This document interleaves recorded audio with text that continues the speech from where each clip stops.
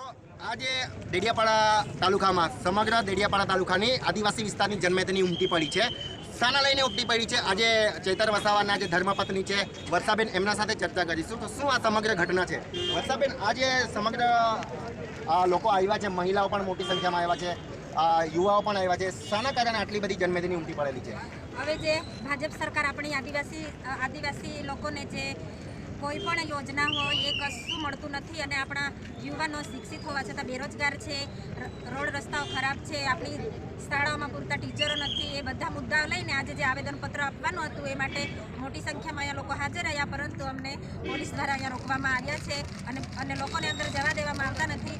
જ્યારે અત્યારે પોલીસ સ્ટેશનની અંદર ભારત સંકલ્પ યાત્રાનું એ લોકોનું સરકારી વાહન અંદર ઊભું રાખ્યું છે, એટલે કહેવામાં આવે છે કે અંદર અમારા આદિવાસી લોકો માટે જગ્યા નથી એવું કહેવામાં આવે છે અને બંને ગેટ બંધ કરી દીધા છે અને લોકોને અંદર જવા દેવામાં આવતા નથી. વર્ષાબેન, એ ઘટના તો આપણે સમગ્ર અમે પણ નિહાળી, અમારા કેમેરાના પણ સ્ક્રીન પણ ઘણી સ્ક્રીપો ક્લિક થઈ છે, પણ સમગ્ર ઘટના એવી થાય છે કે તમે અમુક સવાલો નારાઓ લગાવ્યા છે, પોલીસ તે વિસ્તારના સાઈડ નહીં ચાલેગી, અમને પણ પોલીસ દ્વારા અટકાયત કરવામાં આવી કે મીડિયાને પણ અંદર રિપોર્ટિંગ કરવા દેવામાં નહીં આવ્યું. તો આ સમગ્ર ઘટના આટલું આક્રોશ કેમ છે? હવે આપણી આ આદિવાસી વધારે પબ્લિક જોઈને પછી એ લોકોને જાગૃત કરવામાં આવે છે પોલીસ તંત્રને કે કોઈ આદિવાસી વ્યક્તિને અંદર જવા દેવામાં આવશે નહીં. એવી રીતના એ લોકોનું પોલીસ તંત્ર એલર્ટ રહીને આપણા આદિવાસીઓને રોકે છે અને અંદર જવા દેવામાં નથી આવતા. તો આવેદનપત્ર આપણે રોડ પર આપવાના. ચાલો, આ હતા વર્ષાબેન. લોકો આજે સમગ્ર કોંગ્રેસ અને સમગ્ર આદિવાસી વિસ્તારના લોકનેતાઓ અને વિસ્તારના મહિલાઓ પણ મોટી સંખ્યામાં આજે ડેડિયાપાડામાં ભેગા થયા હતા અને આવેદનપત્ર આપવા જવામાં અમુક નેતાઓને અંદર એન્ટ્રી મળેલી, અમુક નેતાઓને નથી મળી અને સમગ્ર ભીડ બધી ડેડિયાપાડા પોલીસ સ્ટેશન અને મામલતદાર ઓફિસની બહાર આજે પણ આ સમયે અત્યારે હાલ છે. અને હું પોતે પણ અંદર જવાની રિપોર્ટિંગ કરવાની કોશિશ કરી હતી. અમને પણ પોલીસ દ્વારા રોકવામાં આવેલી કે પરમિશન લઈને આવો. તો પરમિશન કોની પરમિશન? આજે મીડિયા જે દેશમાં ચોથું સ્તંભ છે, જે લોકોના અવાજ માટે મીડિયા બનેલું છે, જે મીડિયાને પણ આજે પોલીસ દ્વારા અંદર જવામાં દેવામાં નથી આવ્યો.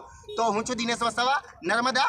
અમે પોલીસ અધિકારીઓ સાથે પણ ચર્ચા કરીશું કે કેમ આ મીડિયાને પણ રોકવામાં આવે છે. તો એમના સાથે અમે થોડા સમય પછી ચર્ચા કરીશું કે આ સમગ્ર ઘટના છે તો અમને કેમ અંદર જવા દેવામાં નહીં આવતો, કે જે અહીંયા પોલીસ જવાનો ઊભા હતા, જે ગવર્મેન્ટના અધિકારી છે, અમે એમની બધી રિસ્પેક્ટ કરીએ છીએ, પણ અમને પણ ધક્કો મારવામાં આવે છે.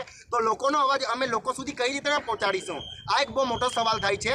તો બધા પોલીસ કર્મચારીને એક ગાઈડલાઈન આપે છે ગુજરાત સરકાર, જે ગૃહ મંત્રાલયમાંથી, કે મીડિયાના રૂલ્સ રેગ્યુલેશન શું છે એ તમામ અધિકારીઓને જાણ. ડેડિયાપાડા તાલુકામાં સમગ્ર જનમેદની ઉમટી પડી છે નર્મદા જિલ્લામાં.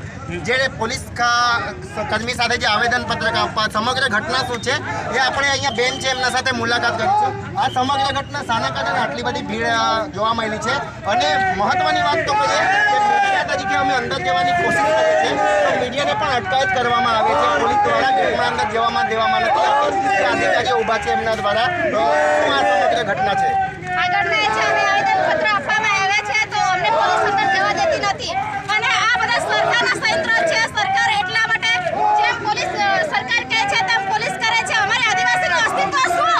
આવી રીતના ચાલશે તો આવી રીતના નહીં ચાલે. સરકાર જાગી જાઓ અને પોલીસ બી જાગી જાઓ ભાઈ. એટલે કહો છે અમારી આદિવાસીને શું? અમે આદિવાસી છે, અમે આ ભારત દેશના મૂળ માલિક છે, તો અમારી પર એટલી બધી અત્યાચાર કેમ? કેવી રીતના ચાલશે પછી? આ સમગ્ર ઘટના જે તમને છે એ શેના કારણે તમે આ બધા આવ્યા છો આજે? અમે આવેદનપત્ર આપવા માટે આવ્યા છે અને અમને અંદર જવા દેતા નથી પોલીસવાળા.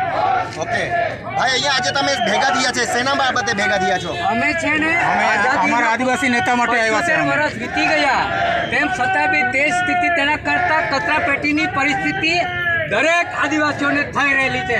મારો પ્રશ્ન છે, મારા પ્રશ્ન તો બહુ બધા છે, પણ કેવા જોઈએ તો મને એ ધારાસભ્ય છે એને છોડો. બી મને વાર લાગે એટલું. મારો એક પ્રાર્થના છે જય મગરાને, બસ અમારા થાય. આ જે ભાઈ છે એ એમના કુળદેવીને પ્રાર્થના કરે છે. શું પ્રાર્થના છે તમારી કુળદેવીને? તમારી મારે ચેતરભાઈ છૂટી જાય, લોકોનું હિત કલ્યાણ કામ કરે એ મને ધન્યવાદ છે. સરસ. શું નામ તમારું? કુમાનભાઈ. કુમાનભાઈ, કયા ગામના વતની છો? હું સામરપાડાનો છું.